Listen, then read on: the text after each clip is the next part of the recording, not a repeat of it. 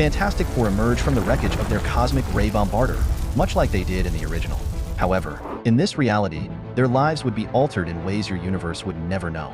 For in this reality, they would know the answer to the question: what if the Fantastic Four all had the same powers as Human Torch? In this story, it is Johnny Storm who first feels the effects of the cosmic rays. I'm hot. He exclaims as his body suddenly bursts into flames. His older sister Johnny. screams his name as she too starts to feel her own body temperature rise. The cosmic rays have altered his structure, turning him into a monster, and now it is affecting all of us, Said Mr. Fantastic. We've all become flaming freaks. The Thing replied, and so it came to pass. The Fantastic Four of this reality became a group forged in fire.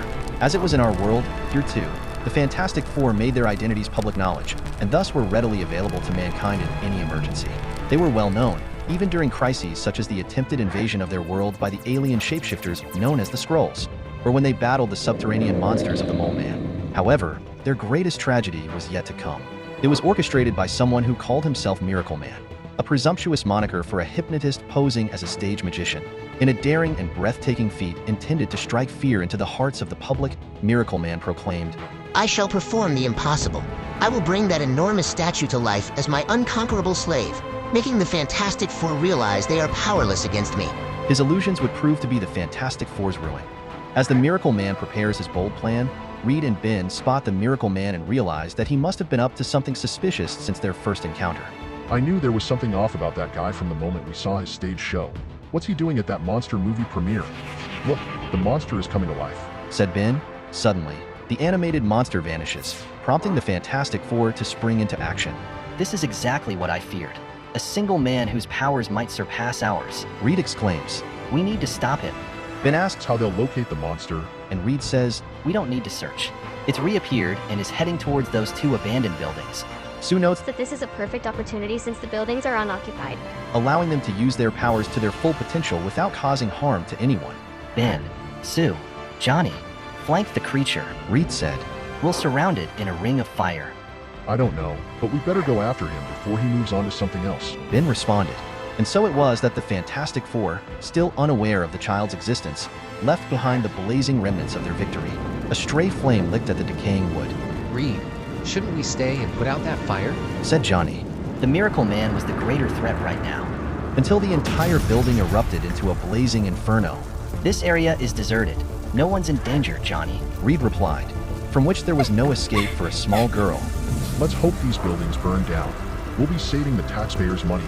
The Thing said, giggling, unaware of the devastation their powers could cause. The wall of sirens drowned out the child's cries. The firemen moved quickly to contain the blaze, interrupted only by the screams of a near-hysterical woman. My baby's in there. I must go in. She screamed. We can't let you go in there, ma'am. The fireman replied. Won't you understand? Please. The girl pleaded. We'll do everything we can, I promise. He exclaimed. Meanwhile, across town, the Fantastic Four capture Miracle Man and surrounded him in a blinding flash of their own My luminosity, eyes. I unaware can't that see. their simplistic notions of good versus evil were about to be irrevocably shattered by the arrival of a policeman. An unspoken fear gripped their stomachs. Fantastic Four, leave him for us. There's big trouble at that building you were just at. They arrived to see black smoke billowing into the sky. There's no denying that Unit 2's buildings are nearly consumed by flames of their own making, Try to contain the blaze before it engulfs us. said a nearby fireman. As they rush in to work on controlling the fire, one of the firemen comes face to face with its horror. The stench of burning flesh assaults his senses, and he realizes that the crumpled mass he kneels over can only be the body of the little girl. Susan Storm rescues the delirious firefighter, only to face the righteous fury of an anguished mother. She was furious. You're too late. You were too late, murderers. You killed her and will bear its responsibility until your dying day. The Fantastic Four went their separate ways. Reed Richards threw himself into his inventions. Susan Storm, burdened with guilt, devoted herself to her charity work as an act of contrition. Johnny Storm, no longer afraid of fire, became a world-class race car driver.